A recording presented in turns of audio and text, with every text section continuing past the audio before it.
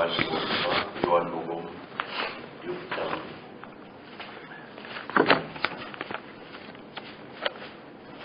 6장 38절에서 40절까지 제가 봉독해 드립니다.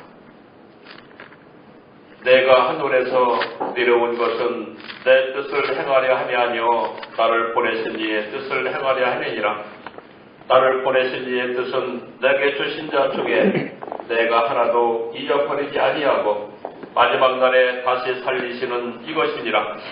내 아버지의 뜻은 아들을 보고 믿는 자마다 영생을 얻는 이것이니 마지막 날에 내가 이를 다시 살리리라 하시니라. 아멘.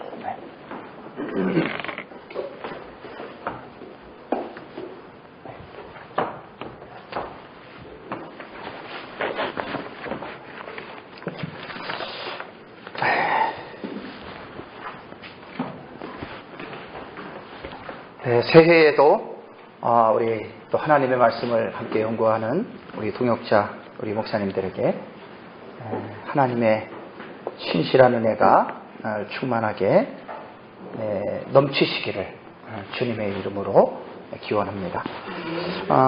작년에 제가 그 하나님 나라에 대한 포문을 10월 달에 제가 열었어요.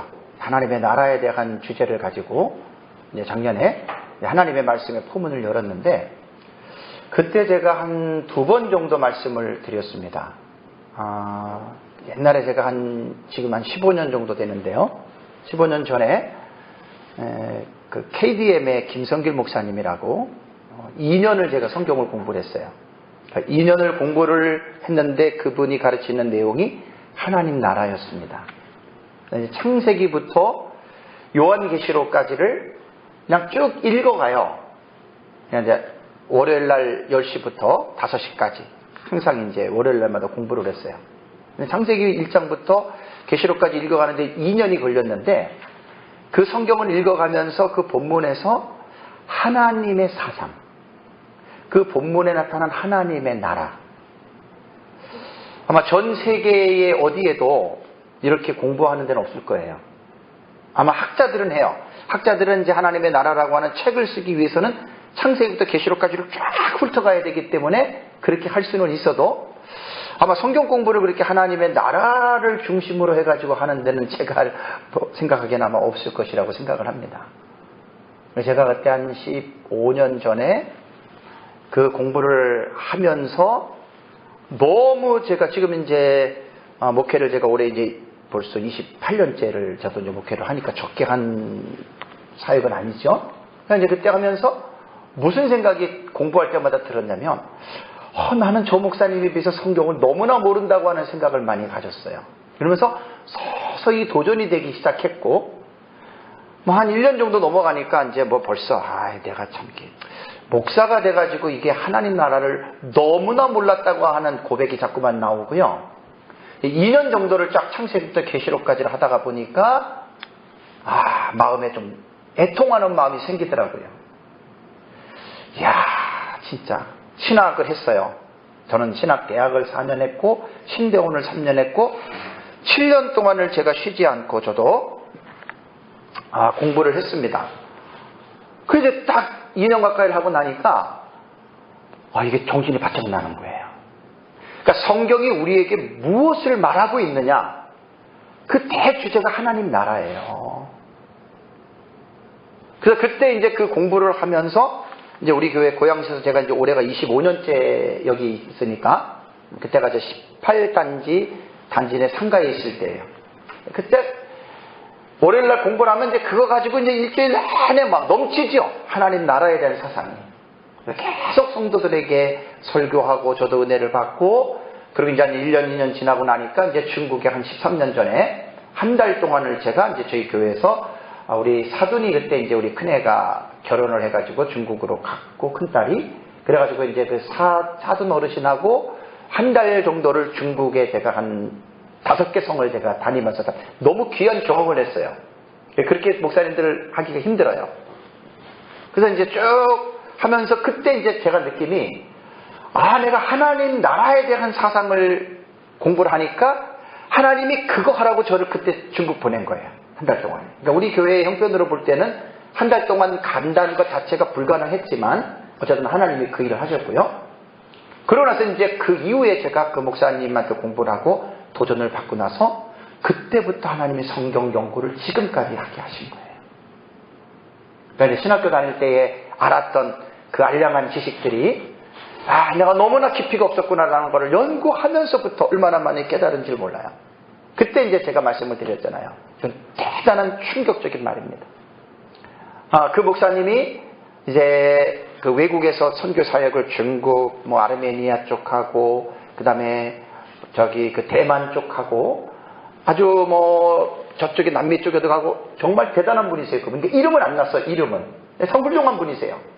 근데 그분의 이제 제자들이 이제 좀 있어요. 많지는 않아도. 근데 어쨌든 이제 그분들을 통해가지고, 이제 그분들이 그 사역을 하는데, 그러니까 제가 15년 전에 공부를 했으니까 그때 들은 말이에요.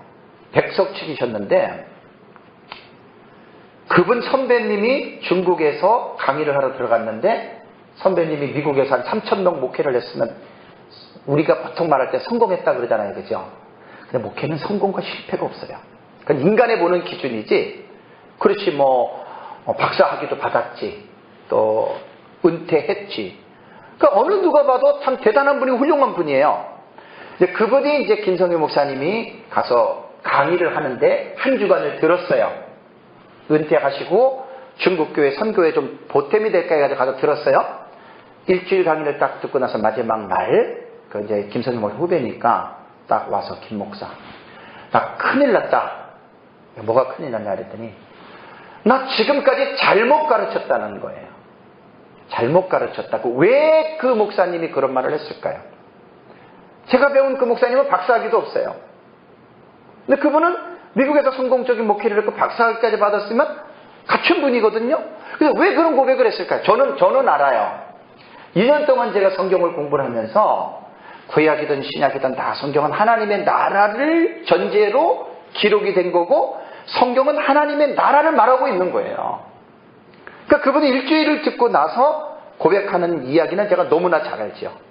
목회를 해도 하나님의 나라가 포인트가 되지 아니하고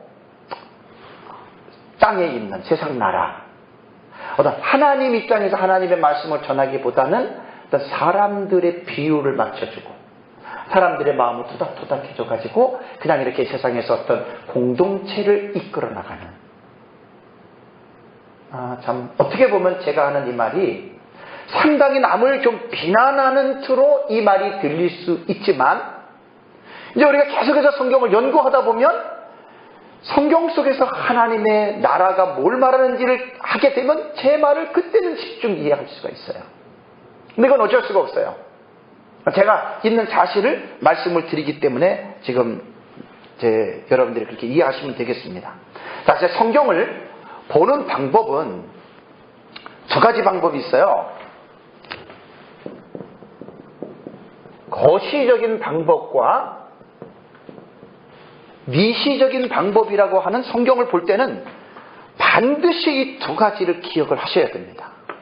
거시적이라고 하는 방법은 어떤 대상을 전체적으로 분석하는 게 거시적 관점이에요.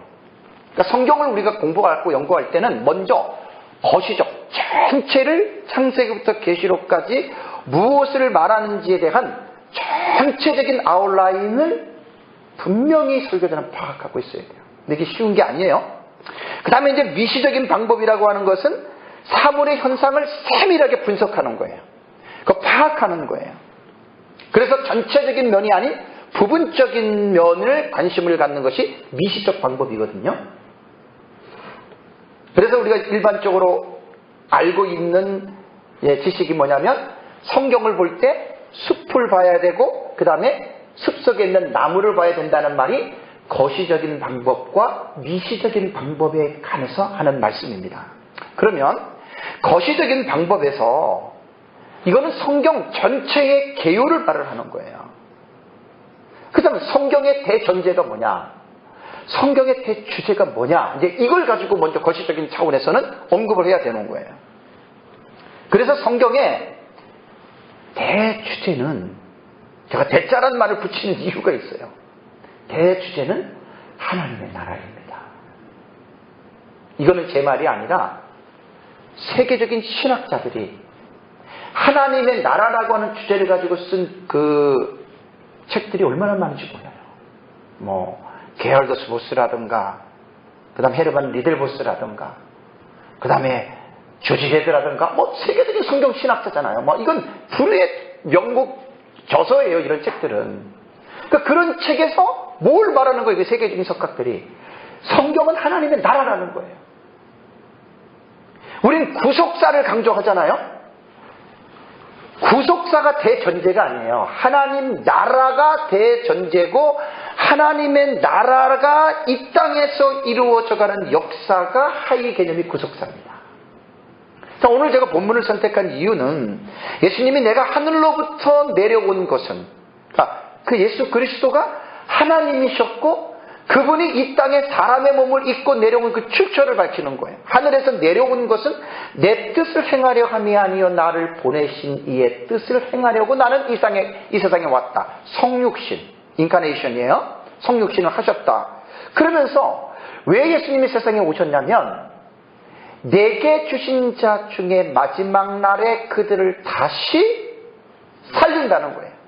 마지막 날에 그들을 다시 살리는 것은 아들을 보고 믿는 자를 마지막 날에 살리는데 그것이 바로 영생입니다. 조엔 아이오니오스라고 하는 이 단어는 영원한 생명이에요. 그럼 여러분, 이 말이 우리가 요한복음 5장 39절에서도 지난번에 말씀을 살펴봤지만 너희가 성경에서 영생을 얻는 줄 생각하고 성경을 연구하거니와 이 성경이 곧 내게 대하여 증언하는 것이라고 요한복음 5장 39절에 되어 있잖아요. 그러니까 예수님 당시에 성경은 구약 성경밖에 없었어요. 그러니까 예수님이 구약 성경을 무엇이라고 정의를 내리냐면 영생이란 말이에요. 영생. 이게 되게 중요한 말이에요. 보스도 그렇고 뭐 레드도 그렇고 다 세계적인 석학들이 요한복음 5장 39절을 그렇게 정의를 안 내릴 수가 없어요. 얼마나 많은 사람들이 구약 성경을 가지고 이렇쿵저렇쿵 말이 많습니까? 성경에서 별의별 주제들을 다 끄집어내가지고 그거 가지고 사실은 가르치고 목회하고 살아가고 예수 믿는다고 있잖아요. 근데 예수님은 구약 성경은 영생이란 말이에요. 영생을 얻는 줄 생각하고 성경을 연구하라고 예수님이 요한복음 5장 39절에 말씀을 한 거예요. 여기 문이 확 열리고 확 열려야 돼요. 아, 구약 성경이 영생을 말하는구나. 영생. 그럼 이제 영생이라고 하는 주제를 제가 12월 달에 우리 서울에서 제가 강의할 때 육하 원칙 속에서 제 강의한 가 보시면 알아요. 누가 언제 어디서 무엇을 어떻게 왜. 되게 중요합니다. 다 이 부분을 가지고 여러분들이 연구를 해보세요. 그러면 영생은 이 세상하고는 상관없는 단어예요. 전혀 이 세상하고는 상관이 없어요. 영생은. 이해가 되시죠? 그렇죠? 그러니까 구약 성경은 영생을 얻는 곧 하나님의 나라라고 하는 주제를 가지고 성경을 연구하라는 말이 그 요한복음 5장 39절이에요. 참 환장합니다. 이 말씀을 깊이 깨달으면 환장을 해야 돼요. 목사님들이. 창세기든 레위기든 뭐 말라기든 예레미야서든지 간에 예수님의 말이에요. 예수님의 정의. 영생이에요. 영생. 그리고 사실은 연구를 안 하면 이 말이 확 안 와닿아요. 이상하다. 우리가 구약 성경만 받아라도 6대 짐승 제국이 나오잖아요. 애굽, 아수르, 바벨론, 메데바사, 헬라, 로마. 6대 짐승. 성경은 세상 나라가 핵심이 아니잖아요. 그죠? 그게 하나님 나라예요. 그 하나님의 나라가 이 죄악된 세상에서 진행되어져 가는 역사가 구속사입니다. 이 세상의 역사 속에서 구원의 역사가 이루어가는 그게 구속사라고 하는 의미거든요. 그래서 구속사의 상위 개념이 하나님 나라예요. 그래서 성경을 말할 때는 구속사가 대전제가 아니고 하나님 나라예요. 누가 뭐라 그래도.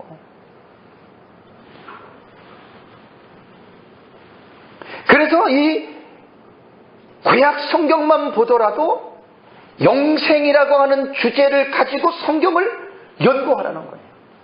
이게 뭐냐면 거시적인 방법으로 성경을 연구하는 거예요. 그래서 사실은 목회자들이 신학을 하고 개인적으로 이렇게 공부하고 연구를 하지 않는 분들은, 제가 그랬어요 옛날에, 지금도 많이 몰라요 저도, 틀만 있고 껍데기만 있는 거예요. 제가 이제 마지막 부분에 좀 강조하는데 컨텐츠가 없어요. 알맹이가 없어요. 그냥 신학교 다닐 때 교수님들이 했던 카더라만 가지고 목회를 한 거예요. 지금도 많아요 그런 분들.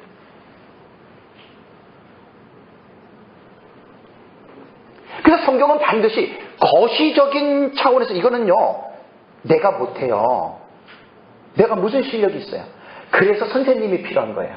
그래서 저는 신학자들과 교수들을 존경합니다. 아무리 나 혼자 봐서는 이걸 못 끄집어내거든요. 그래서 이제 대속학들의 책들 하나만 딱 잡으면 그러니까 주제들이 다양하잖아요, 그죠? 네? 그래서 목사님들은 평생을 걸쳐서 책을 봐야 되고, 책을 보지 않는 목사님들은 상당히 심각한 병에 걸리는 거예요. 그냥 사람 만나러 다니고 그 전부 다 인본주의에 벌써 그 목사님 빠진 거예요. 자기가 몰라요. 목사는 평생 공부하는 게 목사잖아요.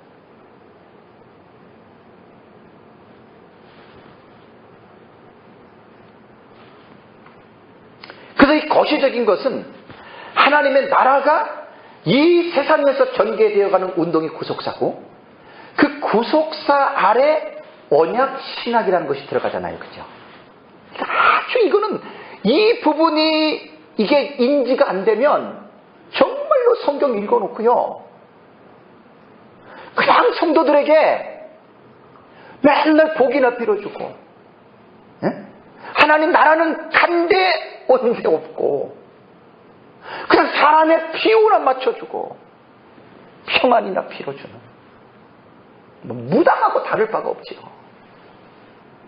오늘 한국교회 강단에 여러분들이, 저는 설교학을 전공을 안 했지만 가끔 이제 설교들을 들어보면 심각합니다. 내용이 하나님의 나라가 없어요, 많은 부분들이. 그러니까 이거는 공부를 하자. 제가 2년을 한 15년 전에 가장 힘들 때, 목회가 지금 이제 28년에서 뭐 이제 목회가 안 돼도 지금 뭐 초월해서 저는 몇 명을 놓고 목회하는 게 이미 익숙하게 돼서 저는 괜찮아요. 몇 명이 있어도 상관이 없어요 저는. 근데 그걸 뛰어넘었기 때문에.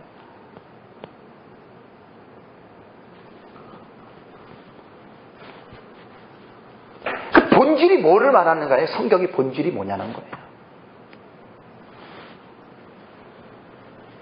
그리고 이제 언약신학만 되는 게 아니라 이제 신학의 4대 카테고리 들어가면 조직신학, 그 다음에 주경신학, 조직신학, 역사신학, 실천신학. 이 말도 못하잖아요. 분야가 얼마나 넓습니까? 어떤 목사님 말처럼 신학이 뭔 필요가 있냐. 그 참 희한한 사람들이 많아요, 목사들 중에서도. 신학이 뭐가 필요가 있네요. 아 참. 너무 심각한 시대에 여러분 우리 살고 있다는 걸 목사님들 인식하셔야 돼요. 예? 너무 심각한 시대예요 지금. 제가 우리 에스라 카페에 한 3만 개 정도 글을 올려있는 거를 신학란에 들어가서 글들을 봐보세요. 한국의 비극은 막 우리 카페만 들어오면 전부 다가 해답이 다 나와 있어요. 첫 번째가 목사님들의 신학의 부재, 지성주의를 거절하는 거예요. 왜? 헬라어 히브리어하고 역사책을 읽으라 보니까 복잡하거든, 시간이 없거든. 그럼 목회를 안 해야 정상이에요 그분은. 그럼 목사하면 안 돼요. 이렇게 말하면 이제 그런 분들은 상처를 받아도 어쩔 수 없어요. 이게 제 사명이기 때문에 그래요. 거시적인 방법으로 먼저 성경의 주제가 뭐냐, 핵심을 먼저 뚫어야 돼요. 이거는 우리가 저도 못해요. 그래서 선생님이 필요한 거예요. 그래서 배우러 다녀야 돼요, 교수님들한테. 이 책만 봐도 돼요, 책만요. 그 다음에 이제 이 미시적인 방법으로 성경을 보는 것이 성경의 강론을 들어가는 거예요, 이제. 이게 이제 세부 연구거든요. 그래서 이제 목사님들이 이제 성경을 연구하다 보면 이제 원어 같은 거를 하다가 보면 어디서 딱 부딪히냐면 제가 이제 뒤에 좀 말씀을 했는데 요거는 제가 그래요. 요거 먼저 할게요, 제가. 자, 갈라디아서 4장 4절을 보면 때가 참에 하나님이 그 아들을 보냈다 그랬죠. 그죠? 여자에게서 나게 하시고 율법 아래에게 나게 하신 것은 이게 말했잖아요. 그죠? 그럼 뭐 카이로스 해가지고 뭐 여자 뭐 귀네 해가지고 뭐 헬라어 다 서기를 했어요. 그럼 서기를 했다고 성경이 이해가 됩니까? 서기는 단어의 의미만 딱 밝혀주고 끝내는 거예요. 파생이라고 하는 개념이 그거예요. 숫, 시, 상태, 그죠? 그래, 이게 뭐냐 딱 그것만 해주는 거고, 실제적으로 서기를 한 다음에 해야 될 작업이 성경 해석이잖아요. 그죠? 때가 찼다? 뭔 때냐는 말이에요. 그리고 원어는 그냥 때가 찼다는 것 외에는 그 의미를 서기는 우리에게 제공을 할 수가 없는 거예요. 그래서 거시적인 성경적인 지식을 많이 갖고 있는 분들은 벌써 딱 펠이 오죠. 그죠? 때가 참에 하나님이 그 아들을 여자에게서, 제가 그래서 어제도 주석을 몇 개를 딱 봤어요. 여자라는 주석을 유명한 학자들은 어떻게 했나 딱 봤더니 대부분이 이제 예수 그리스도의 뭐 이제 동정녀 탄생을 그렇게 강조하지 않더라고요. 국학을. 어쨌든 뭐 그렇게 칼빈 같은 경우는 내가 쭉 주석을 봤다는 얘기를 하는데, 저는 이 본문을 가지고 우리 교수도 많이 설교한 게, 그 아들은 예수 그리스도잖아요. 그죠? 그러니까 예수 그리스도가 성경에 어디서부터 예언이 됐습니까? 당연히 우리는 창세기 3장 15절에 원시 복음을 우리는 알고 있잖아요. 그죠? 여자의 후손과 뱀의 후손이 원수가 되는 관계예요. 여자의 후손이 뱀의 머리를 상하게 하고 뱀의 후손이 여자의 후손의 발 뒤꿈치를 상하게 하잖아요. 작년에 제가 부활론 할 때 이거 한 1시간, 2시간 제가 우리 SR에서 강의했는데, 그 한번 제가 강의했던 강의안을 다시 한번 봐보세요. 되게 깊은 본문이에요. 그럼 여기에서 때가 차면 여자에게서 나겠다라고 하는 말은 벌써 창세기 3장 15절을 쫙 이 흐름이 이게 거시적인 성경을 아는 사람들이 미시적인 본문에 들어갔을 때 쫙 떠오르는 거예요. 이게. 그래서 구약시대의 3600년 중간기 한 400년 해가지고 약 4000년의 역사가 여자의 후손. 그러니까 성경을 거시적으로 연구 안 하고 거시적인 지식이 없는 분들은 그냥 이 본문에서 깊은 감동을 끌어낼 수가 없는 거예요. 이게 지금 아주 빙산이니까 하나만 얘기해, 하나만. 신약 성경은요, 구약이 없이 신약 성경 존재할 수가 없어요. 또 신약 성경 없이는 구약 성경이 완성이 되지를 않습니다. 어떤 분들은 구약은 율법이고 신약은 복음이다. 구약은 율법이고 신약은 은혜이기 때문에 마치 구약의 율법은 필요 없는 것처럼 율법 폐기론의 사상을 갖고 있는 분들 중에 신학을 제대로 하는 목사님들이 되게 많이 감염돼 있어요. 심지어는 선교단체에서 훈련받은 친구들 가만히 보면 선교단체는 신학적인 뚜렷한 특징이 없어요. 80년도에 MRD 안에 율법과 복음이라는 책을 아마 보셨을 거예요. 옛날에 되게 은혜를 받았는데 그 좋은 책 아닙니다. 그 구약은 그 완전 세대주의적인 신학 사상에 빠지면 구약은 율법이고 신약은 복음이다 해가지고 마치 구약은 율법은 필요 없는 것처럼. 왜 율법이 필요 없습니까? 참 환장을 하는 거예요. 율법이 왜 필요가 없습니까? 율법은 선하고 의롭다고 바울이 얘기를 했잖아요. 그렇죠? 법 있게 쓰라고 율법을 준 거예요. 여러분들 이제 제가 에스라 밴드에 올려놓은 것 중에 권호덕 교수의 글을 제가 올려놨어요. 율법의 제1용도, 제2용도, 제3용도. 분명히 용도가 달라요.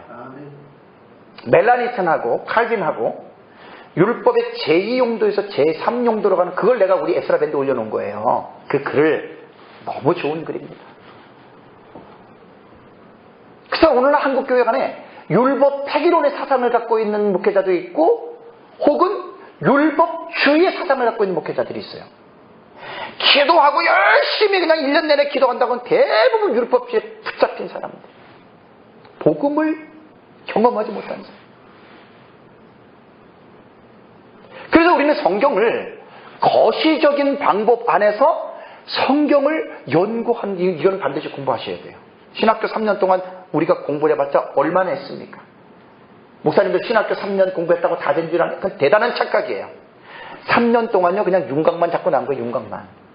그거를 나와서 죽을 때까지 목사님들은 그걸 가지고 공부를 하셔야 돼요. 그래서 신학교를 졸업하고 제가 이제 91년도에 제가 신대원을 졸업을 했거든요. 그러니까 저도 이제 한 28년 됐잖아요. 신대원 졸업한 지가 30년 돼 가는데 그 졸업생들 동기들을 봐도 정말 계속해서 연구하는 친구가 있는가 하면 연구 안 하고 그냥 참 별의별 사람들이 다 있어요. 그러니까 대화가 안 돼. 대화가. 좀 성경을 깊이 연구하는 분들은 이렇게 만나면 좀 신학적인 토론이 가능해요. 대화가 돼요. 근데 이게 연구 안 하고 그냥 학교에서 배운 거 가지고 울고 먹는 사람들은 참 대화가 안 돼. 대화가. 밤낮 뭐 교회 누가 성도가 안 돼. 헌금을 11조로 100만 원 하느니 200만 원 하느니. 네? 본질에서 자꾸만 멀어지는 거예요. 본질에서. 그래서 사실은 갈라디아서 4장 4절을 정확하게 우리가 해석을 하려면 서기를 하고 그 다음에 4장 4절 전후 문맥을 봐야 되고 4장 전체를 봐야 되고 갈라디아서 전체를 봐야 되고 신약성경 전체를 봐야 되고 구약성경 전체까지 아우르는 거예요. 그러니 거시적인 차원에서 성경을 이해하지 못한 분들은 이건 꿈에도 생각하지 못할 거 아니에요. 그러니까 성경을 한 절만 읽고 한 절만 가지고 자꾸만 설교만 하는 거예요. 그러니까 전체적인 틀을 볼 때에는 잘못 설교하는 경우들이 부지기 있습니다. 정말 부지기 있습니다. 조금 목사님들 좀 공감해 주셔야 돼요. 제가 무슨 비난을 하려고 하는 게 아니라 지금까지 성경을 연구하면서 내 경험이기도 하고 지금도 이렇게 만나보면은 동역자들 만나보면은 지금도 이게 뭐가 뭔지 구분을 못하는 사람들이 너무 많아요. 안타까워서 하는 말이 안타까워서. 자, 예를 들어서요. 제가 이제 하나님의 나라가 성경에 대존재입니다. 이러한 주제를 딱 이해하고 있는 사람들이 이제 목사 임직을 받아요. 자, 하나님이 왜 목사로 임직을 합니까? 간단한 거예요. 하나님의 나라를 전하라고 목사 되게 한 거예요. 하나님의 나라. 그 다음에 개척을 해요. 왜 개척을 해요? 하나님의 나라를 드러내라고 교회를 세우신 거란 말이에요. 그럼 목사님들이 저한테 돌 던지려고 그러세요. 야 이놈아 그걸 누가 모르냐. 여러분 한국의 현 상황을 봐보세요. 현 상황을. 네? 한국교회 7만 2천 개 교회가 있어요. 현 상황을 한번 봐보세요. 그리고 목사님들 설교가 지금 무엇을 중심으로 설교하는가를 목사님들 스스로 한번 반성을 해보세요. 내 설교에는 항상 하나님의 나라가 초점이 돼서 가르치고 있는지. 난 돌맞을 각오하고 이런 말 하는 거예요. 목사님들한테. 구약 시대의 그 참된 선지자들 바른 말 하다가 돌맞잖아요. 그죠? 무조건 좋은 게 아니에요. 본질이 하나님 나라예요.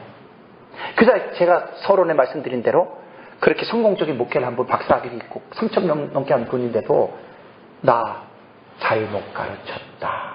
얼마나 겸손한 고백입니까? 실합니다. 실화. 나 잘못 가르쳤다. 왜 목사가 되고 왜 우리가 교회를 세워야 돼요? 아니 왜 설교를 해야 돼요? 이게 이제 신약 성경을 쫙 들어가면 그냥 하나님의 나라가 막 충만해요. 구약도 마찬가지. 근데 이거를 연구하는 사람은 이 말이 무슨 말인지 죄송한 얘기지만 몰라요. 그거 제가 연구해서 이제 가르칠 거예요. 막 정말 기가 막힙니다. 신약 성경 봐보세요. 회개하라 천국이 가까웠느니라. 하나님의 나라를 가르치고 전파하고 예수님이 그 사회 가신 거고 제자들도 하나님 나라 때문에 한 거예요. 다른 거 없어요. 치유사역과 은사사역이 이제 이렇게 목사님들마다 신앙의 흐름 따라서 달라요. 저도 옛날에 한번 축사도 해보고 치유사역도 해봤는데 한 14, 15년 됐어요, 저도. 그때 이제 그러니까 그건 17년이다. 이 공부하기 전이니까. 심리학 3년 하고, 제가 심리학 학교를 2개를 나왔어요. 임상 목회하고, 그 다음에 크리스천 치유 상담원, 정택이 교수님 거기 하고, 상담 목회를 하려고 제가 2개를 했어요. 하나님 막더라고요. 그러고서 또 1년 동안은 신사도 계열의 치유와 은사를 했어요. 막 나타났어요, 우리 교회도. 하나님이 금방 정리하게 하셨어요. 그리고 이제 성경을 연구한 거예요, 15년 전부터. 그러니까 다양한 경험이 되게 많아요. 그냥 말하는 게 아니에요, 저도. 입신, 쓰러짐, 임파트레이션, 저도 우리 교회에서 잠깐 해본 경험이 있어요. 근데 그것이 나중에 잘못된 걸 제가 깨달은 거예요. 성경을 연구하다 보면 예수님 사역의 공생애에 사도행전에 귀신 쫓아내고 치유하고 병 고치고 무수하게 많이 나오죠. 근데 그게 가만히 성경에 거시적인 측면에서 하나님의 나라라고 하는 주제가 형성이 안 된 사람들은 신난 거야, 이제 그거 보고. 그거 흉내내는 거예요, 지금도. 귀신 쫓고 병 고치고. 아예 목회를 하는 거예요. 근데 성경을 다시 한번 잘 연구해 보세요. 치유와 은사는 목적이 아니에요. 수단이에요. 근데 이게 무슨 수단이냐?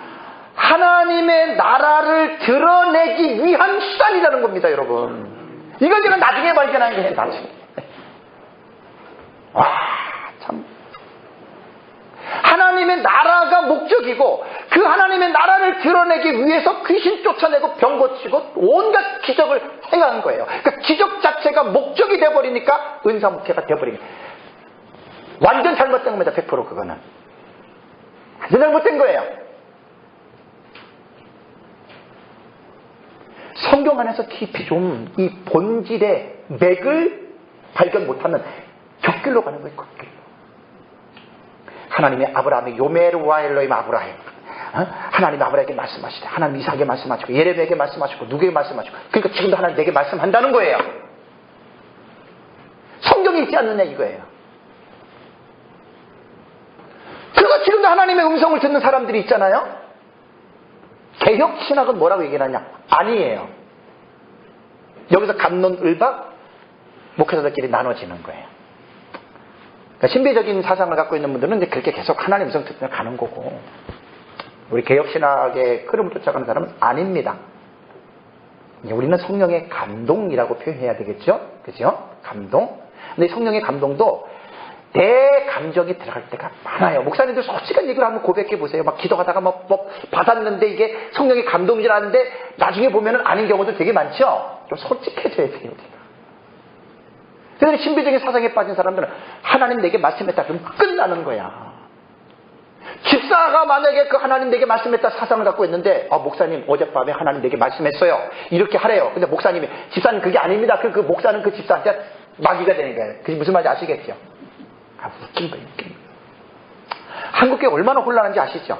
이미 신사도 계열은 이미 그쪽으로 쫙 들어가는 사람들이 못 빠져나와요. 그래서 제가 늘 강조하는 게 목사님들 신학이 중요한 거예요. 신학이 어떠냐에 따라서 대화가 되고 대화가 안 돼요. 제가 뭐 인간적으로 사람을 사귀려면 저 자신이 있어요. 사람 사귀는 거 얼마나 쉽습니까? 근데 목사님들은 신학적인 사상을 절대로 무시하지 마세요. 성경 안에 나오기 때문에 제가 하는 말이에요. 성경 안에. 구제와 긍휼 좋죠. 바포의 최일도 목사님 같은 경우는 이름 대서 좀 죄송하지만 얼마나 그 청량리에서 바포해가지고 지금 엄청난 재산을 모았어요. 그죠? 그래서 최일도 목사님의 사상을 우리 카페 위험한 사상과 운동에 들어서 그 글들을 한번 읽어보세요. 그 글들을. 분별들이 없어요. 분별. 그분이 지금 어떤 운동을 하고 있는지. 보니까 그 기독교 TV 방송에 나와서 사회를 보시고 와서 대단히 그렇더라고요. 근데 그분이 실제로 설국에서 하는 영성 치유 현장을 갔다 온 사모님과 박영동 교수님이 거기 갔다 왔어요. 오래전에. 박영동 교수님, 고신대. 그분의 체험담을 읽어보세요. 그 최일도 목사님의 신학과 신앙이 어떤 건지. 정통 기독교 개혁주의하고 멀어요. 상당히 멀어요. 완전히 캐톨릭하고 그냥 혼합이야, 혼합. 누가 뭐라도 줬었어요. 제 설교는 다 녹음되고 우리 카페에 제가 다 올려놔요, 이제. 강의도. 왜냐면 그런 글들이 분명하게 많이 지금 언급되어져 있거든요.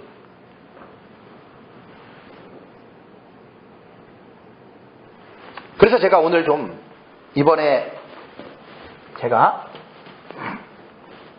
하나님 나라 사상을 가지고 지금 이제 연구를 하는 게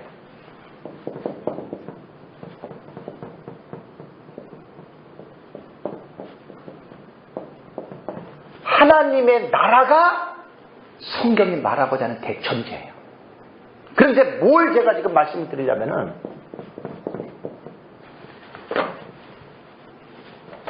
토픽과 컨텐츠. 토픽은 주제나 화제거든요. 컨텐츠는 내용이에요. 정말 가슴 아픈 게 뭐냐면 교회들마다 천국 얘기 안 하는 교회가 어디 있어요? 복음을 전할 때 천국 얘기하지 않는 복음이 어디 있어요? 다 예수님 믿으면 천국 간다고 그러고 우리 잘 믿어서 하나님 나라 갑시다 그러고 천국 얘기 안 하는 데가 어디 있냐고요. 천국 얘기 안 하면 그 교회가 아니지. 제가 질문하는 거예요. 제가 1년 동안 17년 전에 공부하고 나서 그럼 천국이 뭐예요? 천국이 어떤 곳이죠? 천국 어떻게 들어가죠? 지금 죽으면 천국 어떻게 가죠? 마지막 날 부활할 때 천국은 어떤 곳이죠? 이렇게 한번 세부적으로 쫙 물어본다면 성도들은 말할 것도 없고 물어보면 안 돼요. 성도들은 시험에 들어요. 모르니까. 목사님들에게 대상으로 하는 거예요.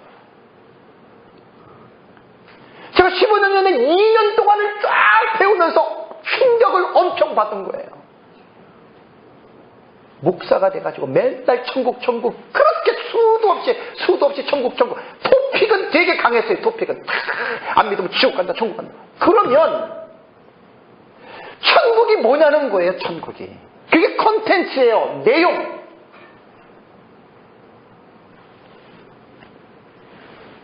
좀 심각하게 고민을 해보셔야 돼요. 목사님들이.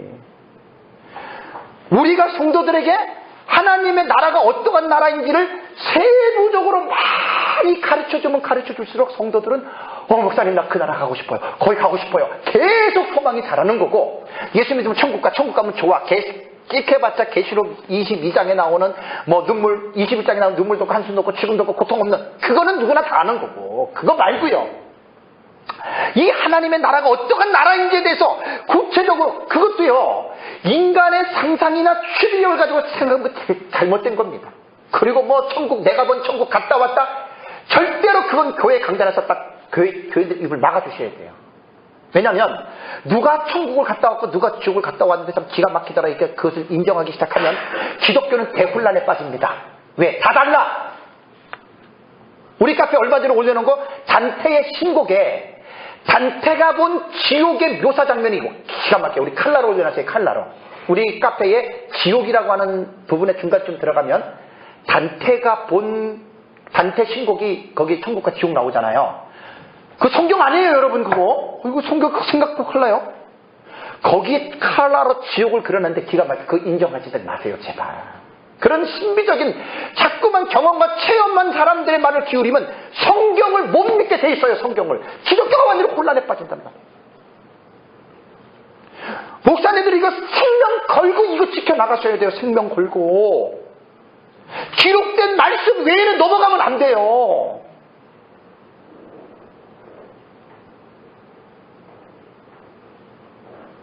솔직한 얘기로 목사님들 지금 천국에 대해서 한번 얘기해 보세요. 그러면 여기서 몇 분 얘기할 수 있을 것 같아요.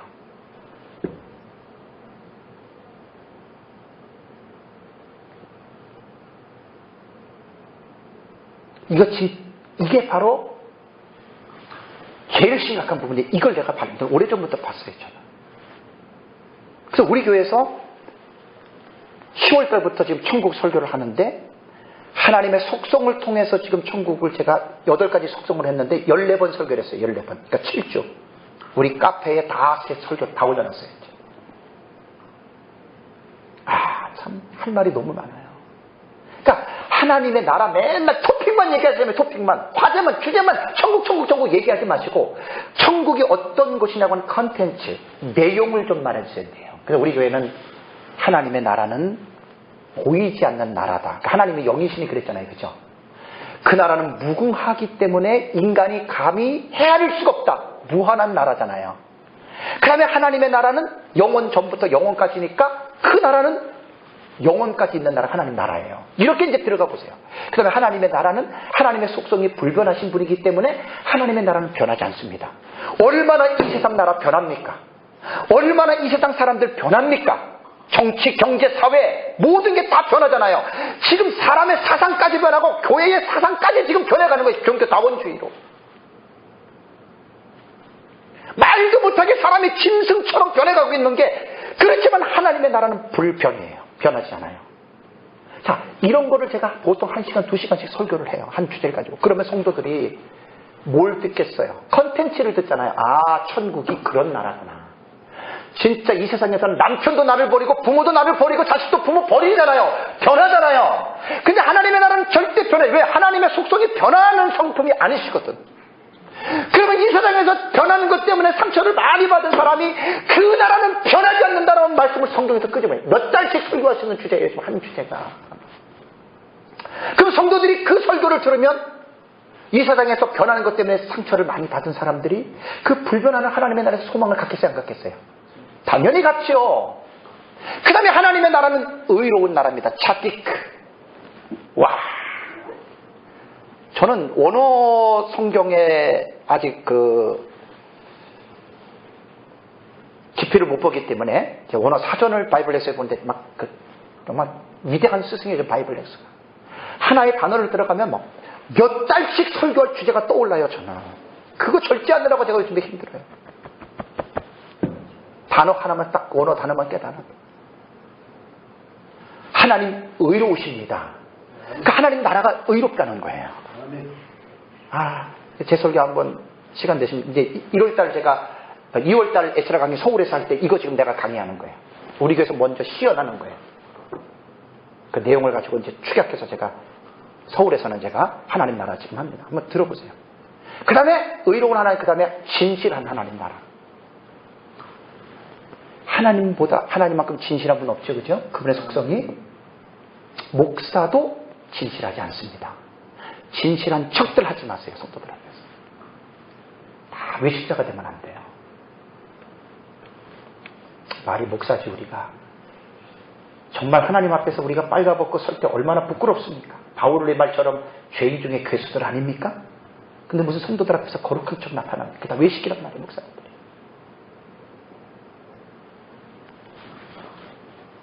죄인 중에 괴수예요, 우리들은. 너무 좋은 모습 보여주려고 발버둥 칠 필요가 없고 다 외식이에요, 외식. 그 진실한 하나님 나라. 오 신실하신 주 내 아버지여 늘 함께 계시니 두려움 없네. 그 신실하심. 이 땅에서는 진실을 발견하기가 그렇게 힘들어요. 목사한테도 얼마나 상처를 많이 받고, 장로가 건축한다 그래가지고 얼마나 많은 목사님들이 돈 띄어가지고 그런 사람이 한둘입니까, 지금까지. 그래서 우리 교회 성도들에게 늘 하는 말이 있어요. 사람은 믿음의 대상이 아니고 사랑하고 섬겨야 할 대상이다. 남편도 아내도 남편을 믿지 말라 그래요, 저는. 사랑하고 섬기라 그래요, 저는. 여성들한테 여러분 저 믿지 마세요. 나 나쁜 놈이에요. 다만 저를 사랑하고 섬기세요. 저도 여러분을 안 믿어요. 그래요, 저도. 왜 믿어요, 사람을? 사람은 사랑하고 섬기는 대상이지 믿음의 대상이 아니라는 말이에요. 믿는 도께 발등 많이 지켜보셨죠? 제가 28년 목회를 했기 때문에 많이 지켜봤어요. 이 사람 우리 교회는 큰 일꾼 되겠다. 큰 일꾼은 뭐가 큰 일꾼데요. 하나님 저 훈련시키려고 딱 들이받고 나가게 하시더구만. 그래서 사람 믿으면 하나님 제일 싫어해요. 하나님만 믿어요. 그러니까 이게 다 성경에서 나오는 거예요. 하나님의 속성. 그 다음에 이제 이번에 8번째 하나님의 속성을 터치한 게 사랑이에요, 사랑. 우와! 그래서 이 사랑 설교는 마지막 네 번째, 이번 주 오후 예배를 제가 우리 밴드에 올려놨습니다. 한번 들어보세요. 사랑을 제가 첫 번째, 두 번째, 세 번째, 네 번째 쭉 해가지고 구약, 신약 해가지고 마지막 때 사랑 식어지는 거, 그 다음에 마지막 최후의 심판, 하나님 사랑으로 심판합니다. 양과 염소의 비유가 거기 이제 본문 속에 들어있는 믿음을 끄집어내는 연결된 거. 그래서 지금 중요한 거는 뭐냐면 토픽은 있는데 컨텐츠가 없는 거예요. 컨텐츠가. 천국 얘기는 많이 하는데 도대체 천국이 뭐냐. 그래서 이제 제가 지난 12월 달에 에스라에서 여러분들에게 말씀을 드렸잖아요. 지금 우리는 요한일서 1장 1절, 요한복음 1장 1절, 창세기 1장 1절이 in the beginning이 나와요. 베레시트. 에나르케란 말이에요. 헬라어로 말하면. 태초가 요한일서 1장이 제일 먼 태초고, 그 다음에 요한복음 태초의 말씀이 계시니라가 두 번째고, 세 번째가 창세기 1장 태초의 하나님 천지 이렇게 되는 거예요. 그 태초에 대한 개념이 여기부터 천지 창조가 나오잖아요. 그죠? 그 다음에 에덴 동산, 요게 이제 복락원이에요. 범죄하기 이전에. 그 다음에 신락원. 그 다음에 노아 홍수. 그 다음에 아브라함 이전. 그 다음에 족장시대. 그러면 아브라함, 이삭, 야곱이에요. 족장시대. 그 다음에 이스라엘 입애굽. 그 다음에 출애굽. 빠르게 광야. 그 다음에 입가나안. 사사시대. 왕정시대. 분열왕국. 그 다음에 왕국 멸망. 포로. 그 다음에 포로 귀환. 중간기 400년이에요. 성경에 나오잖아요. 그러면 뭘 말하는 거냔 말이에요. 이게 구약 성경이. 이거 말하는 거예요. 이거 하나님 나라. 이삭이 땅에서 농사에서 100배 열매를 받았다. 하나님 나라에서 그 본문을 해석을 해야 된단 말이에요. 하나님 나라에서. 성도들의 가게를 복 빌어주려고 올해 여러분들의 사업장에 100배 그렇게 무당이에요. 무당. 그 목사님들이 거시적인 성경에 가장 중요한 핵심을 이러고 안 보이니까 성경을 가지고 밤낮 땅의 꼴로 말하는데 땅의 꼴. 성도가 여러분 불쌍한 게 아니에요. 목사님들이 불쌍한 게 첫째는. 이게 어떤 학자라도 지금 이거 말하는 거예요. 성경 하나님 나라. 어떤 본문을 끄집어내서 전부 다 하나님 나라. 제가 지금 이거요. 이제 정리 제가 들어갔어요. 뭐 이거 꼽아갖고 앉아가지고 하면 1년도 더 걸릴 건데 모르겠어요. 언제까지 할지 몰라도. 일단은 내 윤곽은 잡아놨기 때문에. 정말로 이거요, 여러분. 이거 하나님 나라에서 관점에서 배우지 않으면 이것도 잘못 배운 거야. 웃긴 거예요, 웃긴 거. 정말로 지금 목사님도 잘못 배워가지고 차라리 안 배운 것보다 낫다니까요. 종말의 사건 이게 여기부터 시작된 거, 여기부터 시작이 돼서 신약 성경에 예수 그리스도의 성육신, 탄생, 그 다음에 예수님의 복음서, 사역, 그 다음에 십자가의 죽으심, 부활, 승천, 하나님 보좌 우편의 자정, 성령 보내심, 그 다음에 사도행전, 그 다음에 요한계시록으로 신약 성경이 마무리되잖아요. 다 하나님 나라에 하나님 나라. 그리고 초대교회, 중세교회, 근현대교회에서 오늘의 이렇게까지 다 하나님 나라예요. 그러니 이거는 공부를 안 하면 사실 목사님들 다 깜깜한 거야. 전혀 생각도 못하고 있는 거야. 그냥 목회 스킬을 배워가지고 사람 모이면 이름 나고 돈 들어오면 자기 생활 편하지. 성교여행 다니는데 교회가 돈 빵빵 대줘. 이게 빠지잖아요? 헛기예요, 헛기예요. 다.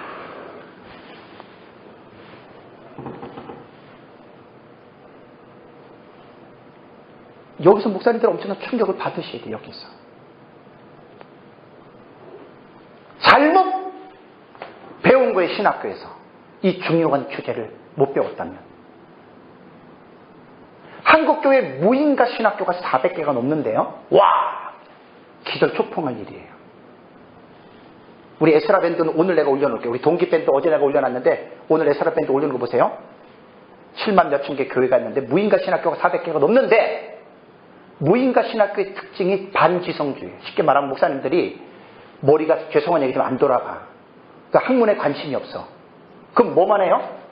성경 읽어가지고 맨날 기도하고 설교하고 교회만 키워가지고 그러니까 이게 없다는 거예요. 이게 심각합니다.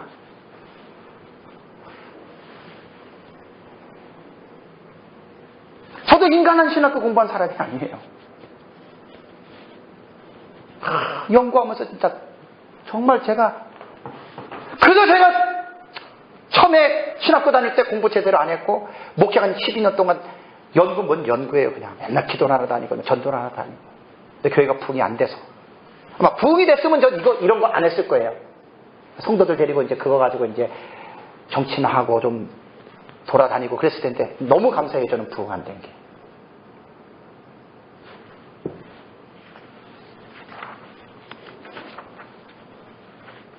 그 중간기 시대 같은 경우는 특별계시가 400년 동안 멈췄잖아요.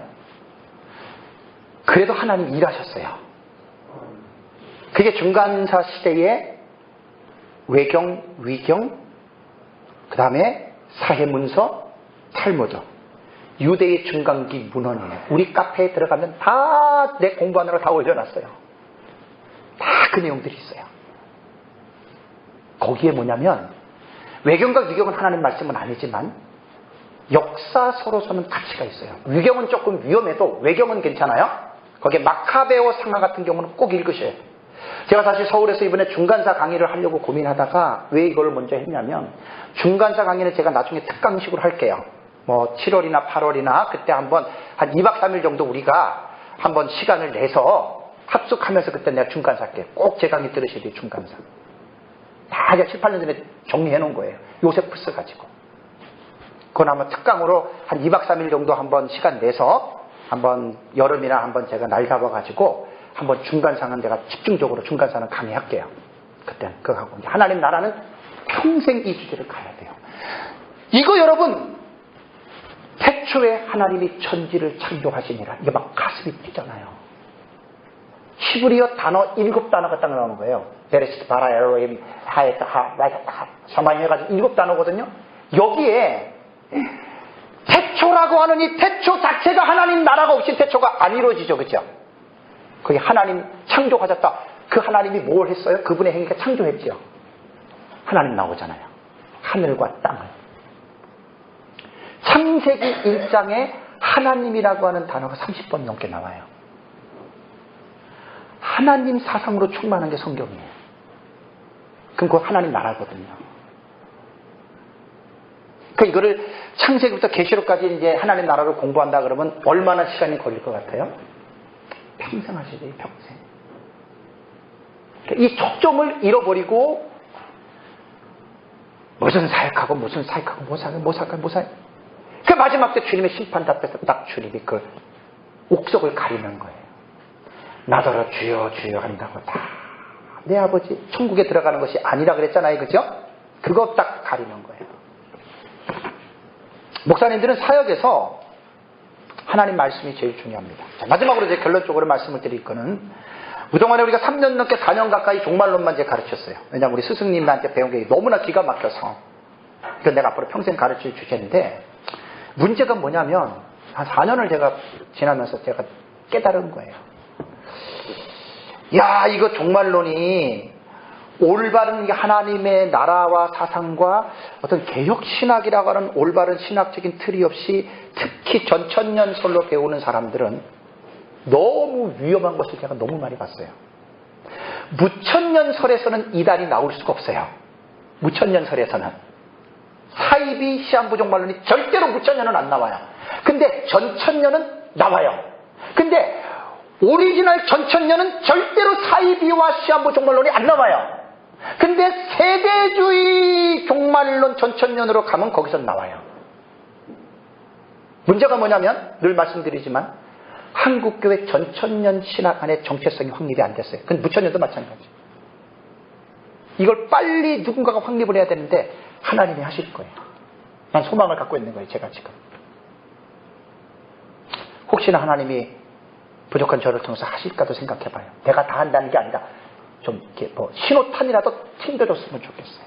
그 한국의 전천년 신학자들이 모여서 뭔가 이제는 논의를 해야 돼요.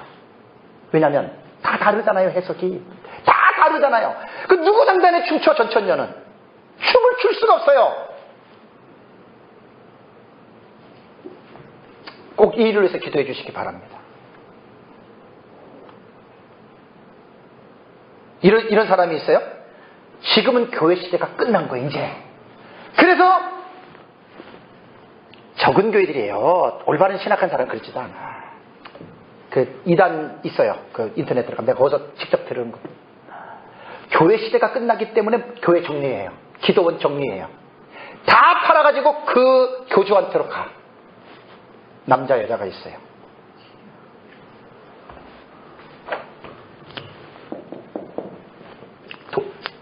성이 같아요. 거기다 다 받쳐놓고 왜? 교회 시대가 끝났다는 거야. 그러니까 뭐하러 교회? 지금 교회 안 되잖아요. 그죠? 교회 안 되는데 뭐. 그러니까 또 그런 사람들은 그 말에 미혹이 돼서 맞아. 교회 시대 끝났는데 내가 모르는 이 고생을 해. 그 팔아가지고 거기 들어가 있는 거예요. 지금.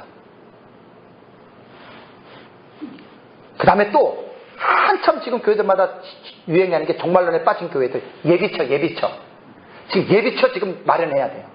그래가지고 좀 시골 같은데 산 꼭대기에 땅 사가지고 지금 성도들한테 마지막 예비 청금해가지고 이게요 종말론을 잘못 배운 사람들이 하는 행태예요. 이게 지금 비극이요 비극. 그래서 우리가 말하는 여기에 적그리스도 나오고 여기에 뭐 매매하는 건 나오고 바코드 나오고 하는데 그 전부 잘못해서 가는 그 사람들은 신학이 안 됩니다. 그래가지고 그 은혜로 교회 무슨 목사 있잖아요. 여자 신 무슨 목사 피지로 갔잖아요. 한국 정리하고. 왜 그런 줄 아세요? 거기 이제 피지에서 쌀 농사 져가지고 이제 마지막 한일애가 오면은 이제 적그리스도 통치가 오면은 이제 이 매매를 표를 안 받으면 못하니까 그 정신 나간 사람들이에요. 이게 상식적으로 적그리스도가 무슨 자기네 농사 짓게 내버려둬요? 아니 나 참 이게 상식. 그런데 이게요 신학이 제대로 되지 않고 기도만 한다는 사람들이 거기다 빠지는 거예요. 불쌍해 죽겠어요. 그런 사람들이 신앙은 얼마나 뜨겁고 열렬한지 몰라. 근데 그게 지식이 없이 잘못된 사람들이에요. 그래가지고 옮겼거든. 지금 이호규 목사님 총신 아니에요. 사당도. 거기에 이제 그 아는 사람도 동기 뭐 후배 중에서도 그런 사람이 있대잖아요. 지금. 뭐 정상신학 그래서 말할 것도 아니에요. 지금. 이 사당이 잘못되면 그렇게 되는 거예요. 그 다음에 제일 큰 문제가 두중이네요. 두중. 종말은 욕하는 사람은 전부 다 두중인의 손만 갔잖아요. 모 이단에 지금 이단 정제 작년인가 받았잖아요. 무슨 목사 있어요? 거기서 배운 사람들 어떻게 배운 줄 아세요? 두중인. 지금은 목회가 안 되고 지금은 이렇게 돼도 잠깐 참으라는 거예요. 말세에 내용을 요엘서를 또 거기다 집어넣어요. 그 용을 받고 두중인이 되면 또 이사야서의 말씀을 갖다가 온 세계가 금은 보화를 가지고 갖고 온다 그러잖아요. 그걸 두중인에게 연결시키는 거예요. 두중인에게.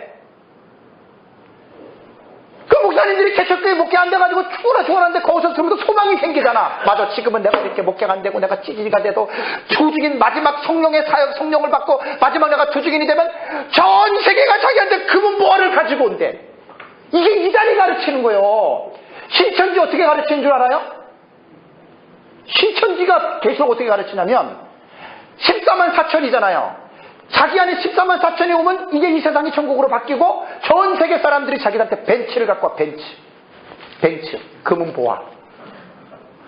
그렇게 가르쳐요. 신천지는. 그래서 그 사람들은 지금 뭐라 그러냐면 지금 신천지를 위해서 벤츠 하나를 헌금을 하는 거예요. 왜? 나중에 수도 없이 사람들이 가지고 온다 이거예요. 근데 그게 다 성경 갖고 나와요. 이사야서. 오늘 아침에 글을 올린 것 중에 하나 중에 칼빈은 성경 해석에서 문자적인 해석을 중시했습니다. 알레고리 해석이 얼마나 위험한 줄 아세요? 다만 칼빈이 허락한 상징의 해석은 그것이 타이폴로지, 모형론.